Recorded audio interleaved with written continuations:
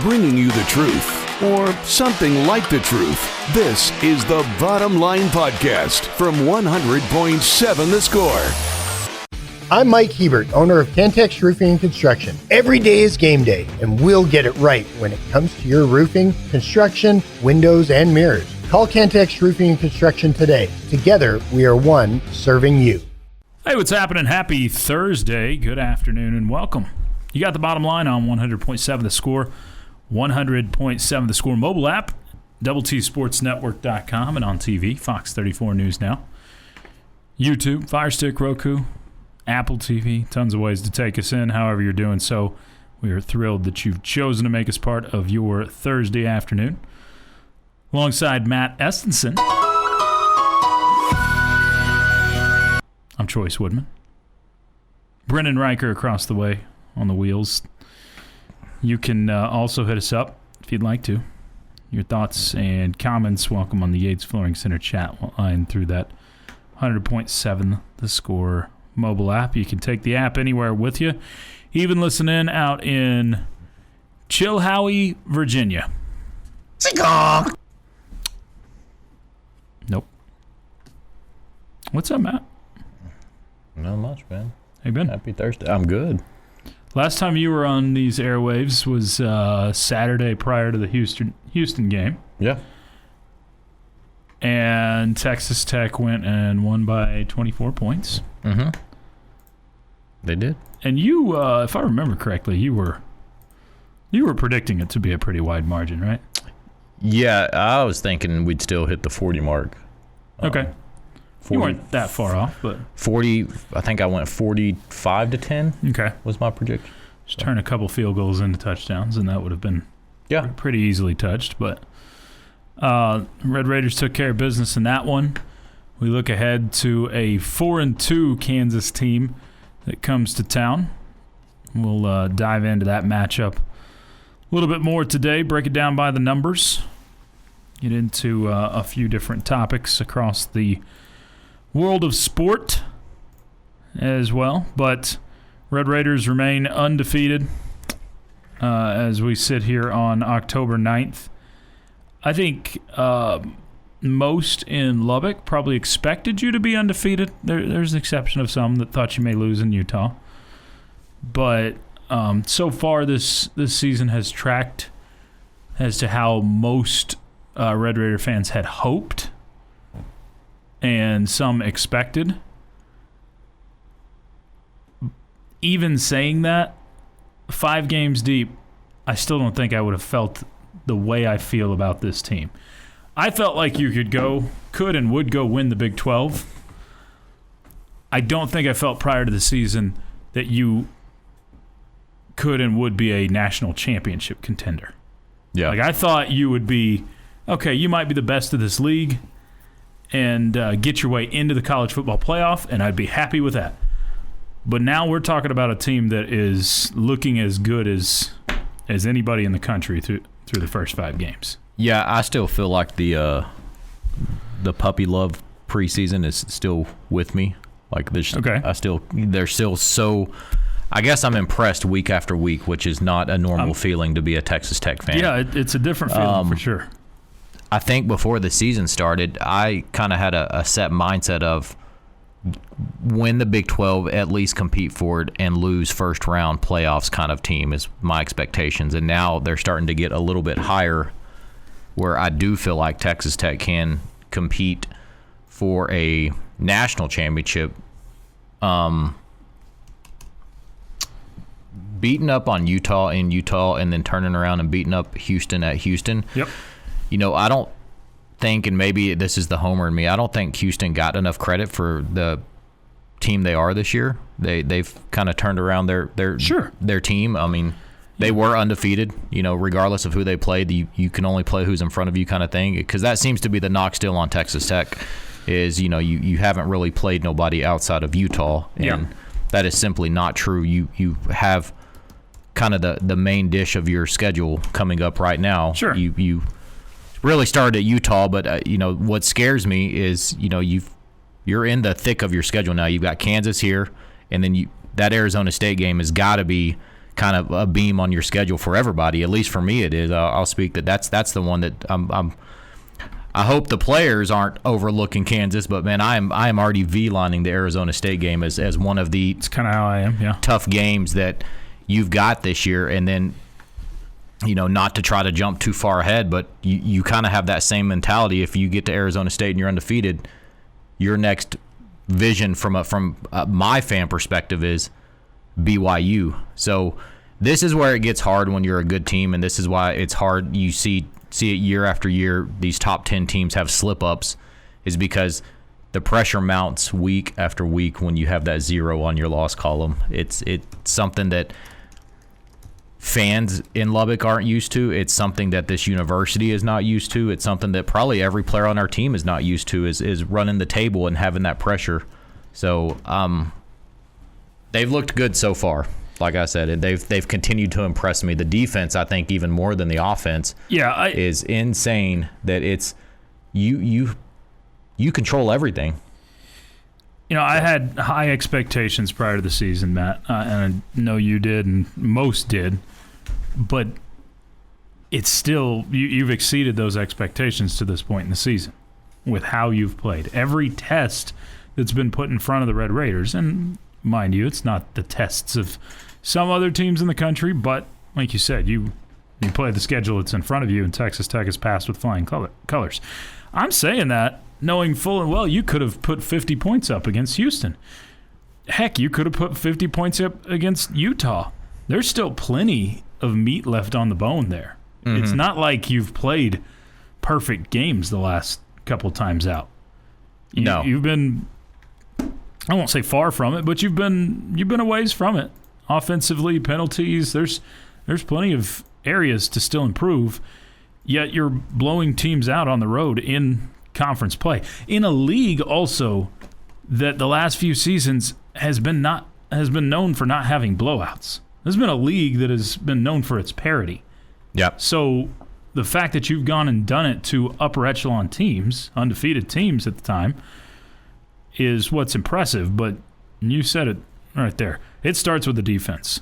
Your defense is statistically, analytically, and just eye test one of the best defenses in the country right now. Yep. It is. And it's going to give you a margin for error that you've really never had in Lubbock before, where even when you don't have your best game offensively, when you don't have your best game with penalties, you can still win by 24 points on the road. So it's been fun to watch. I'm not saying Texas Tech won't lose or won't slip up somewhere, but, man, it's hard to look at the schedule and say you're not going to win that game or you're not going to win that game. Arizona State's the one I've got circled like you. You get past that. Yeah. I don't know where you're. I will say the one thing that I really like about the Texas Tech defense this year is it's not built on pure turnovers.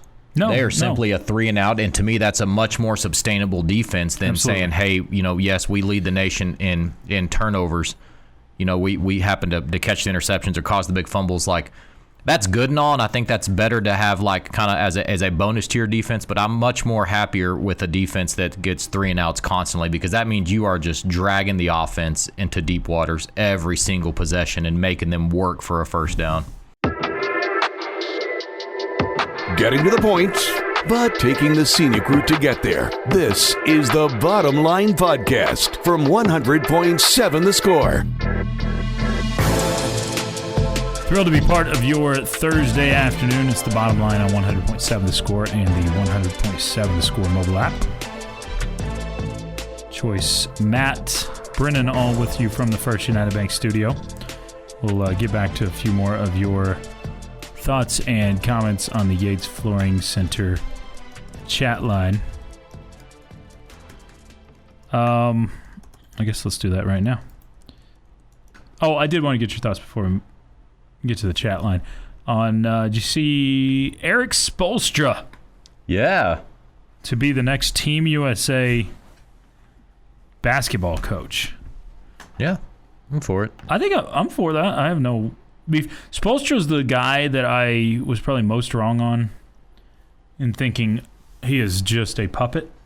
Because I thought that's what, when he was hired, he's a really young guy at Miami. I thought, okay, this is just a puppet where LeBron can take control.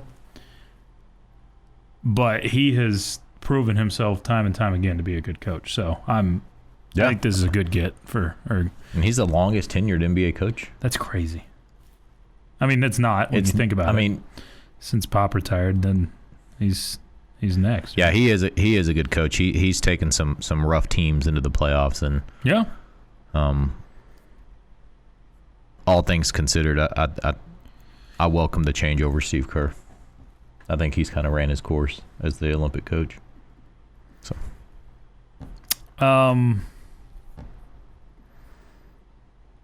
let's see. Back to the Yates Flooring Center chat line. I agree on the Steve Kerr. I think he's passed it up. Beating Cougar High and a less than mediocre team in Utah is not saying much. Both of those teams would have 5 losses in a real conference. This is our daily troll, so thanks for chiming in.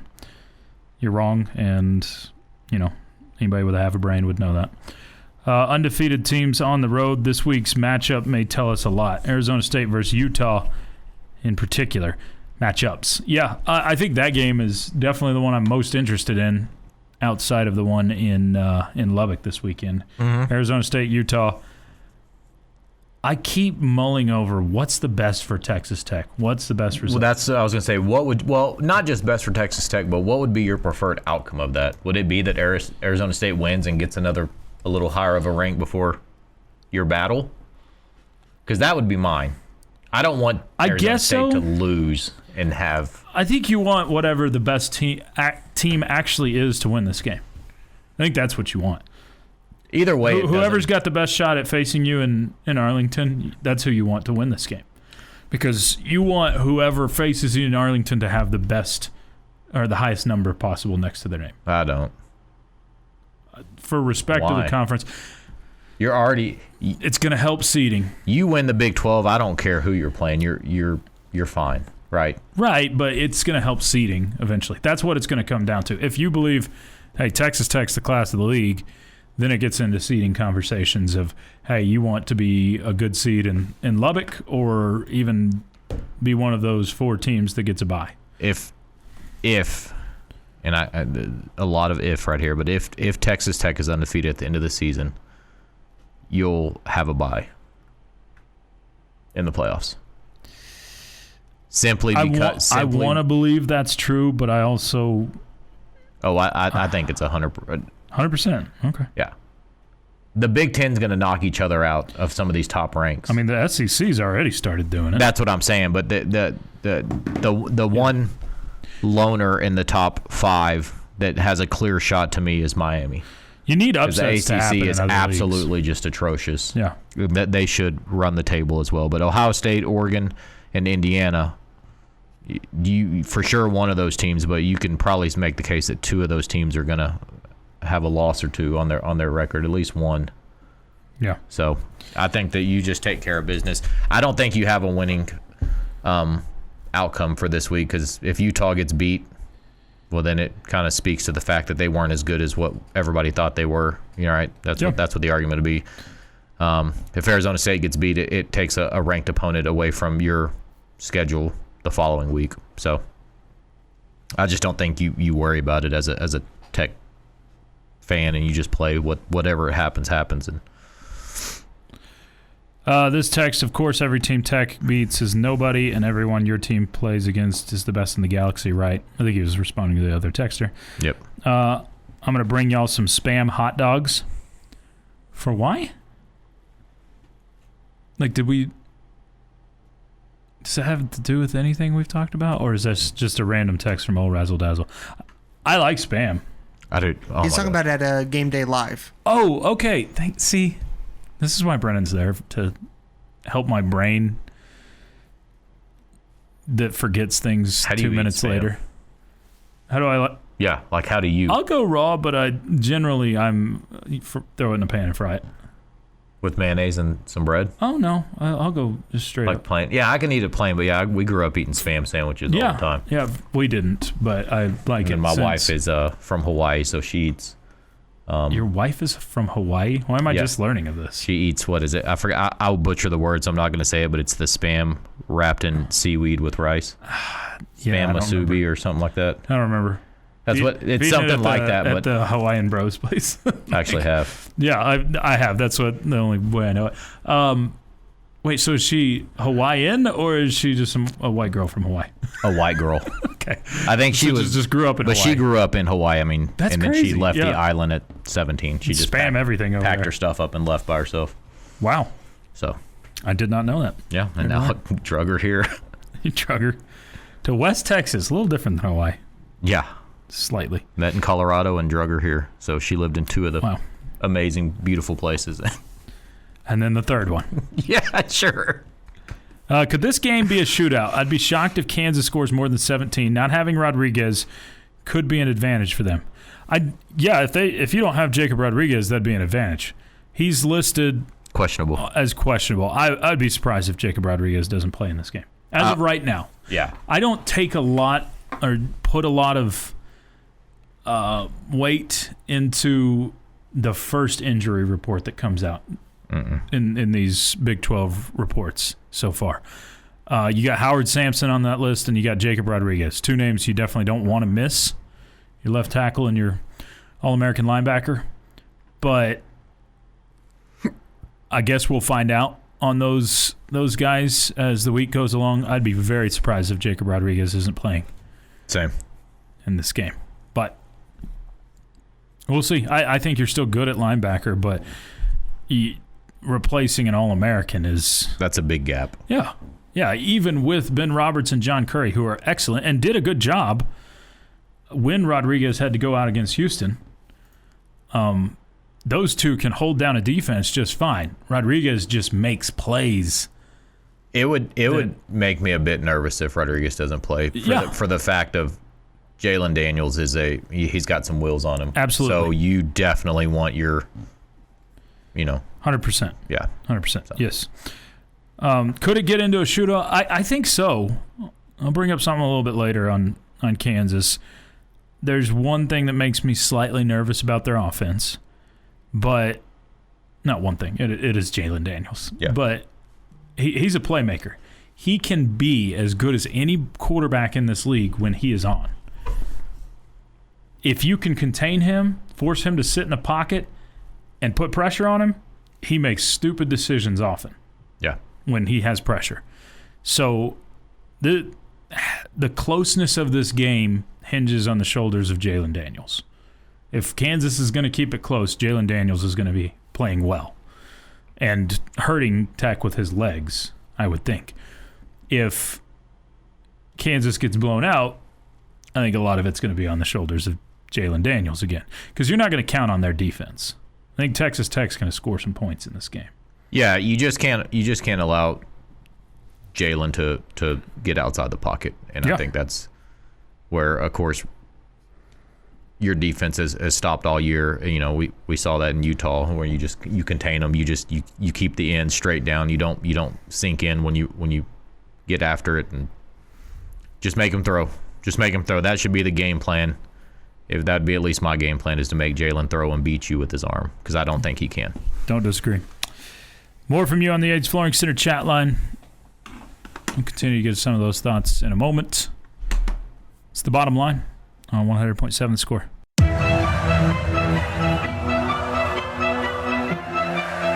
Bringing you the truth, or something like the truth. This is the Bottom Line Podcast from 100.7 The Score. Happy Thursday, everyone. It's the Bottom Line on 100.7 The Score and the 100.7 The Score mobile app. TSportsNetwork.com. On television, Fox 34 News Now. Your YouTubes, your Fire Sticks. Lots of ways to take us in. 950 on your AM dial. If you're on a tractor somewhere. Not quite harvest season. Getting there. Cotton's budding, Jamie. Okay, good news. Driving by, seeing plenty of white. All right. That's Jamie Lent. I'm Chois Woodman. Brennan Riker across the way handling us today. You can also hit us up if you'd like to. Your thoughts and comments, welcome on the Yates Flooring Center chat line. Take the mobile app anywhere with you, even listening out in Kansas, Vermont. Seems weird. It does. I do wonder what goes into naming of towns a lot of times. They're like, let's think of the worst place possible because I really don't like this place in Vermont. So then they go, call it Kansas. Was the founder's name Kansas by chance? I don't know. That's possible. Or it's just like, hey, there's these two really annoying guys that live here, so let's call it Kansas. That's probably the most. Unfortunately, they moved to Lubbock. Dang it. Y'all throw in Really, it was actually founded by Choice to try to get them to go to Vermont, but unfortunately, it didn't work. We need to work on that more. I need to get the president on the phone and see how this whole deportation thing works to Vermont. That would be great.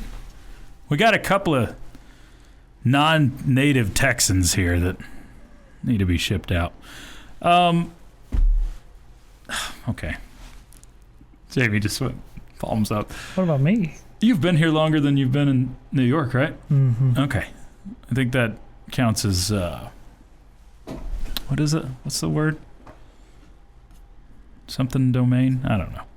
All right. I want to get to some basketball talk in a little bit. ESPN's put out their preseason top 25 basketball poll. I bet there's a good chance the Red Raiders are in there. They might be.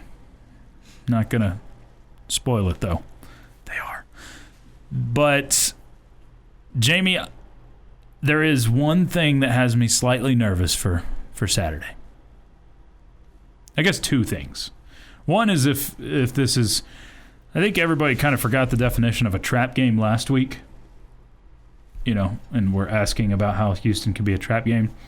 Didn't make sense with a 4-0 team and that sort of thing.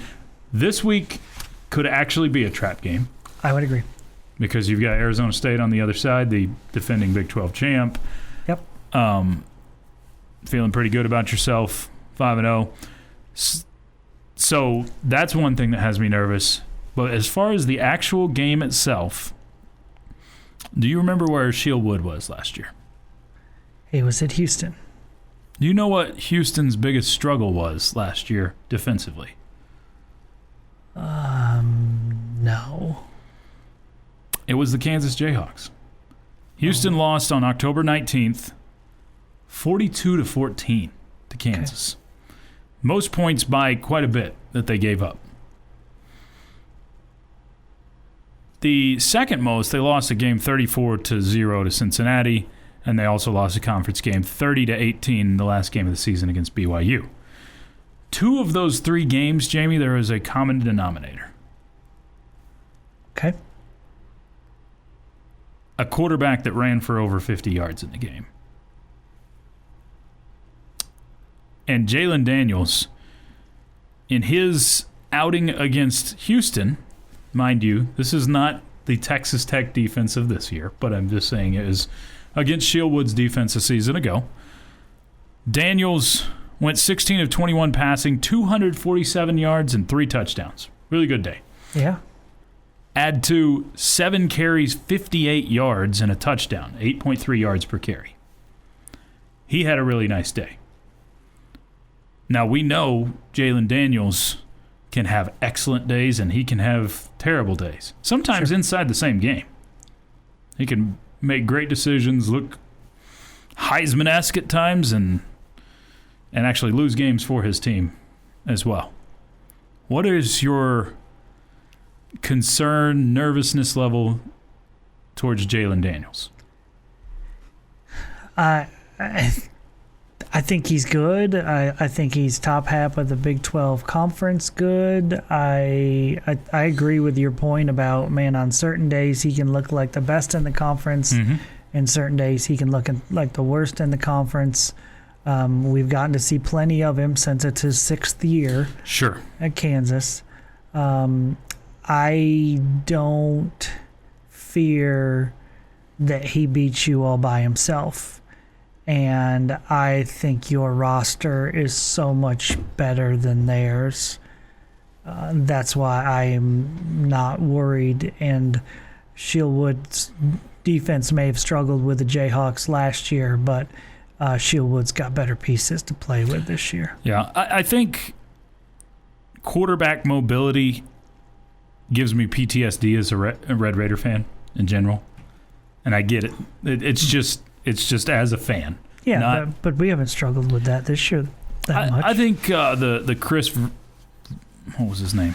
Chris Gramillion, the backup quarterback at Houston. Yeah, he came in and he was able to gash a couple of times after really fast rushes on the outside. He was able to go straight up the middle a couple of times.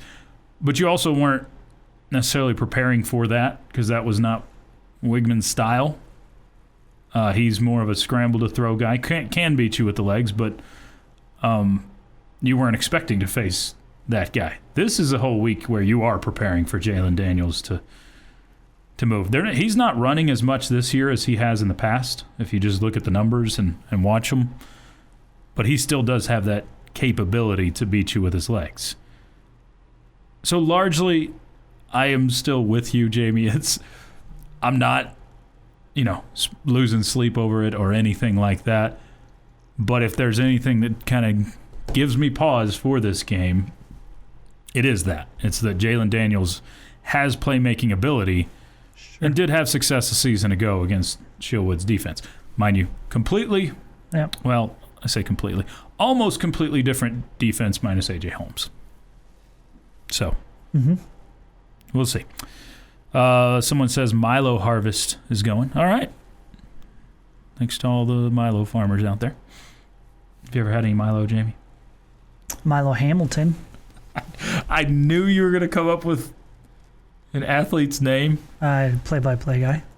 Old Astros play-by-play man. I was trying to think of what other Milos are there. There's the tea, Milo's tea, and lemonade.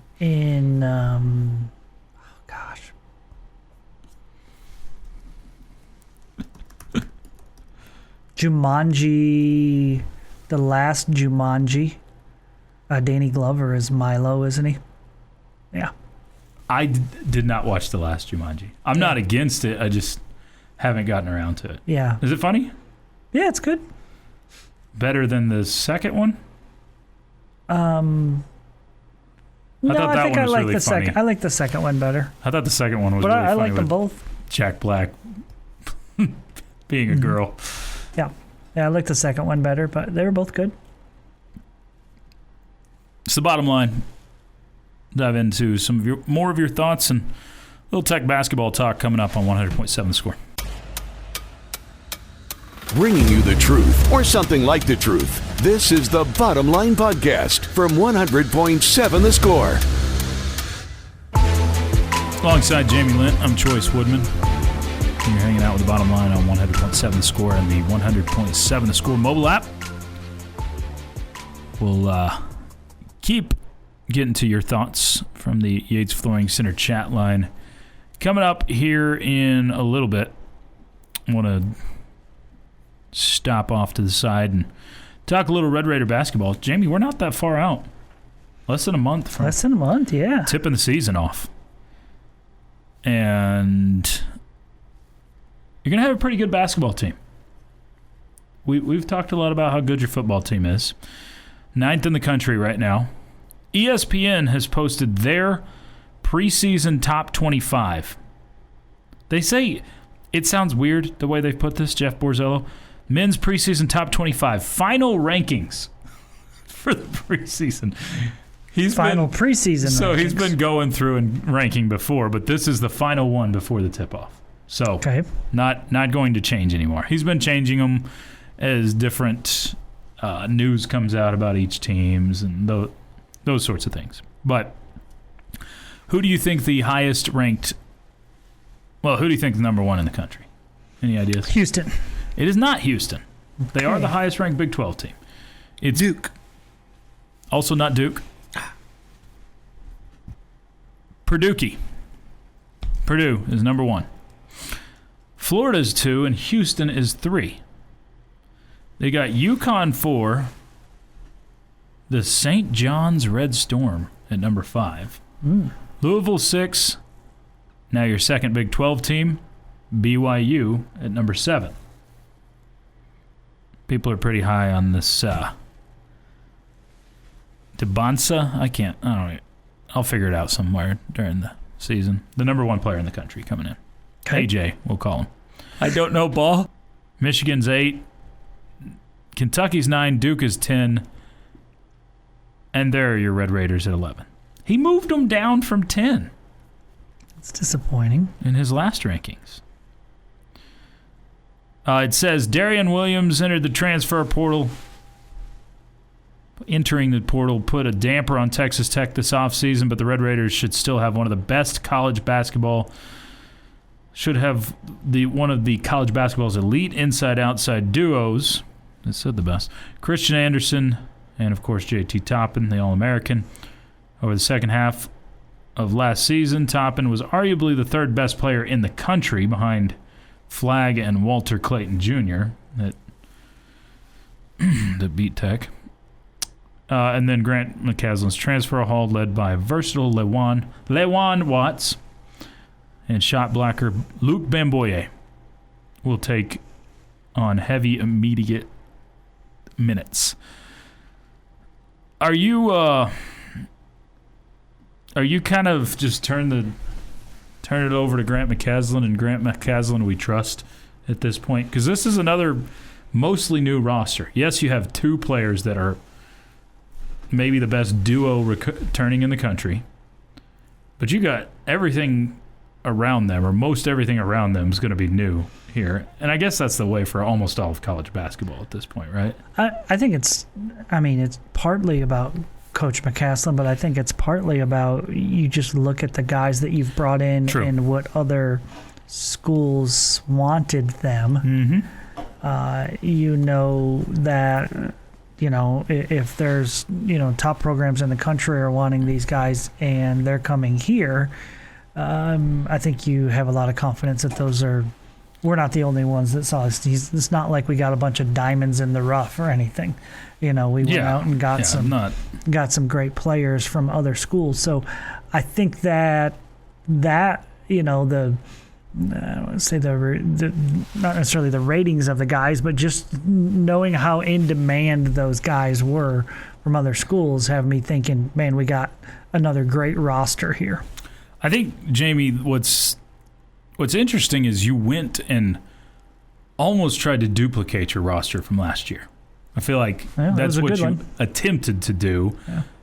I don't think you replaced point guard with Elijah Hawkins. That's the only thing that isn't extremely similar from last year, which was a big part of it.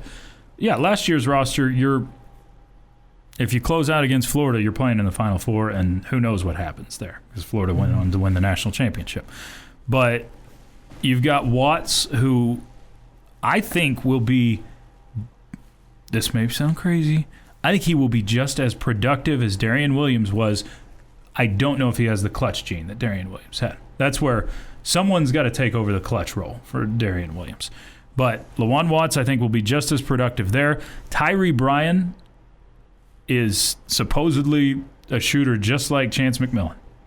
Okay. Again, is he going to be able to come through in big moments like Chance McMillan did? That's part of all of this that we don't know about this team. But production, numbers, Bryan's shot over 40% in his career from three. I think it's 42% from three. So he's going to be that role. Christian Anderson, the catch there is you're moving him from the 2 to the 1. So what does that do to his game? J.T. Toppin's the same plug right back where he was. I don't know if Toppin can get better, but if he can, you'll take exactly the same production he gave you last year, obviously. But if he can get better from that, man. Yeah, and I'd eventually like to see Christian move back to his natural position at the 2 spot. I would like that. I just think that makes your roster that much more explosive if you have him playing the 2. Him being able to freelance and go score and not necessarily be a guy that's trying to set others up. But I like the fact that he has the versatility in his game to be able to do that. And then Bamboye and a couple other bigs, Akuntak, they're basically what you had last year with Federico. Federico, except maybe a little more. You may actually get an upgrade there. We'll see. So. So I enter this basketball season, you're ranked 11th here. That's about where my expectations are. Another team that can get to the Elite Eight. But maybe beyond that. But still, starting the year only third or fourth in the Big 12 Conference because this conference is so good. Just loaded, yeah. The next Big 12 team, by the way, was 13th, Arizona, 15th, Iowa State. So there's 5 in the top 15 right there from one conference. Mm-hmm. You got to keep going down. Kansas at 22, that's weird. That is weird. And probably not unjustified. But, this season's going to be interesting because I think the question marks you have are not about the roster. It's not about the coach. It's not a program that you wonder if they can get it done. It's really about, can you replace some of the leadership and production that you lose from last year's team? Not production. Leadership and big plays and big moments, I guess. Playmaking ability when you need to get one. Now, Toppin was a big part of that. So he's back. Anderson was a big part of that. He hit a ton of clutch threes for you in big moments. And he had the stones to do it in big moments too, which was amazing as a freshman. But you're still going to have other guys like Tyree Bryan and Lawan Watts step up in a big way. Point guard is his natural position. That's where you want him playing. He looked excellent in the international game at point guard. I was very impressed with what we saw over the summer. Yeah, he never came across as a creator to me. Last year, I think he's an amazing athlete. He just looks like a pure scorer to me. He could score at all 3 levels.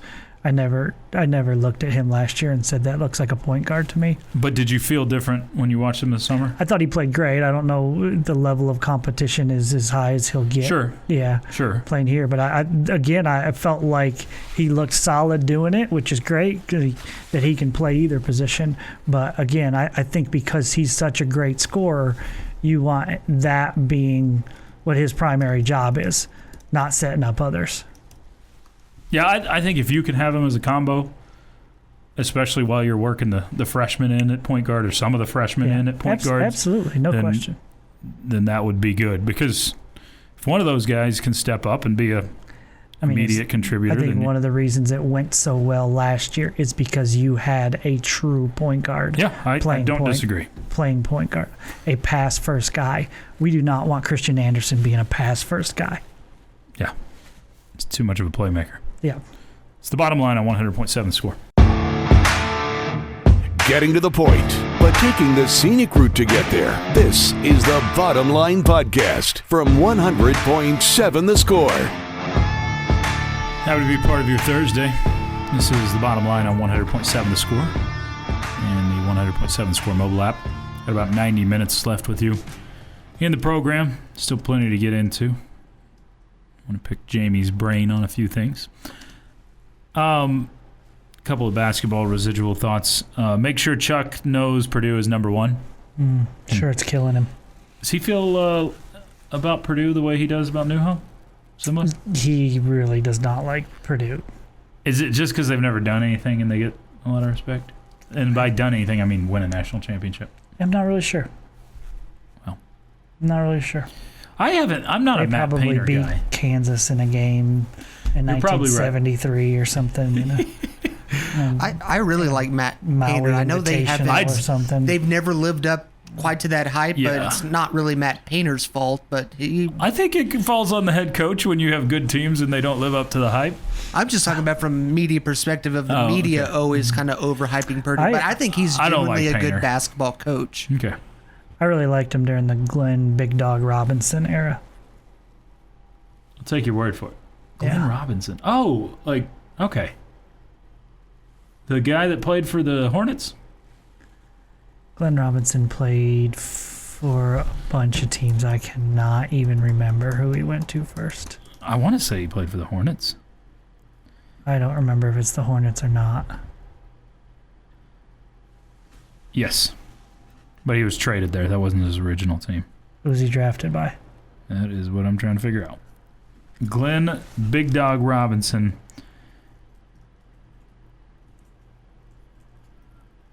Wait, why does this say he was traded to the Hornets? All right. I'm getting lost in the weeds. Milwaukee Bucks. Yeah, he started his career Hawks, with the Bucks. 76ers, Spurs. He was traded to the Hornets but never played there. Yeah, I don't ever remember him playing for the Hornets. No, he didn't. He got traded, and then I didn't even mention my team, Spurs. Yeah, the Bucks was his team. So he was on... No, that wasn't a championship team. All right. I think Final Four team. Him and Quanzo Martin. Quanzo. I thought Purdue hadn't made a Final Four until... Okay. No, I think you're right. Quanzo Martin was like the head coach at like Vanderbilt or something in the last 10 years. Yeah. Someone else asked when Big 12 Media Days are. That for basketball, quick search, October 22nd. They don't do them up like football. It's not as big of a thing because it's in football season, so a lot of the media doesn't attend the basketball media days. But it's 21st for women, 22nd for men, and that's in You think Kansas that's the City. biggest reason? It's not just because football's just so much bigger? Oh, no, I think that's part of it. But you're such a big basketball league, you would think you would do it up quite a bit. I mean, I think they attempt to. I just think they know football is... Everything's bigger with football. But if it's in the summertime, Jamie, like football is, and there's nothing else going on, I think you would have a big basketball media day. I think it would be much more well attended and... It would be bigger. It would be bigger. I'm not saying it would be to the level of football. I'm not saying that. I'm just saying because it's in football season, most of the media doesn't just cover one sport, so they should do them together. Attend. I actually think it wouldn't be a bad idea to do it in the summer. Yeah, they should do it together. I mean, we need to call Coach Yormark up? I mean, there's not a portal period that's open after that, right? That they can add basketball players. No, I think we're good. I think we're past that. Yeah. All right, I've delayed enough. Let's get to Brennan's question. Time now for Jamie's question of the day on 100.7 The Score.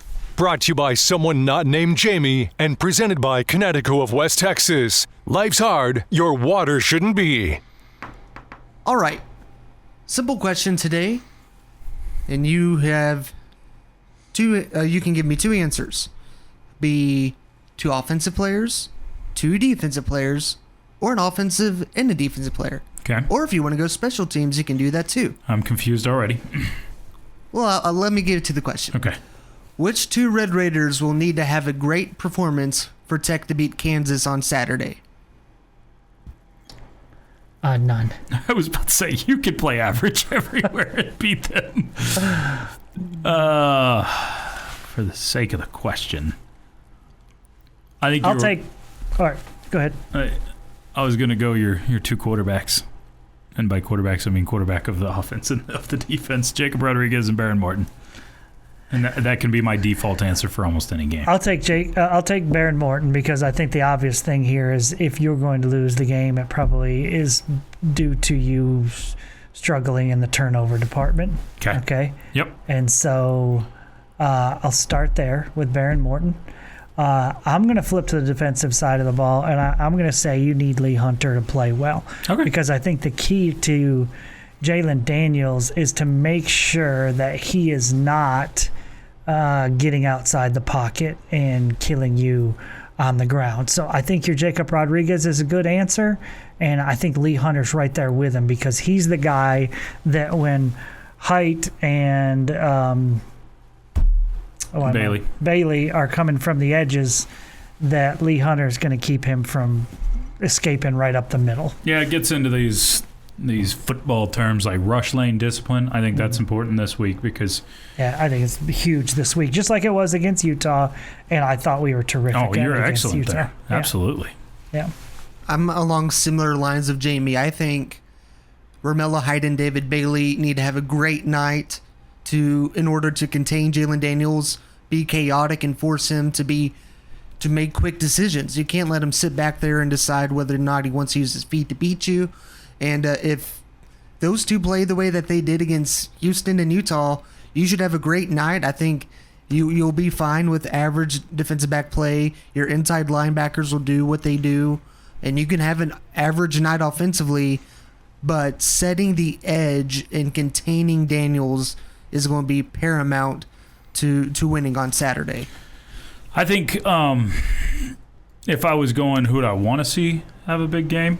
I think Terrence Carter was a little quiet last week. I'd like to see him break back out. Have a big game here would be fun. And then I think John Curry is one that if you're going to spy Jalon Daniels, he's going to be your spy.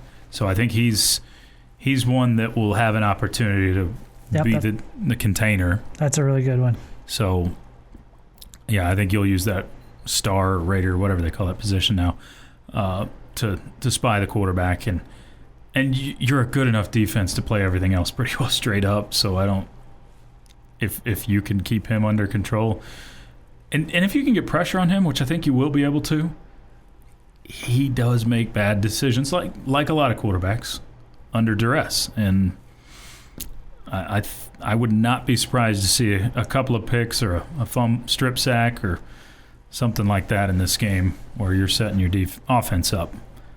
That's one thing about these last couple of games is, man, your defense has not let the other offense get going early. You've kind of killed their will early on. And part of it was Connors, the running back for Houston, just playing stupid. Yeah, not getting on the backward You're pass. taught that from, I don't know, 7th grade on.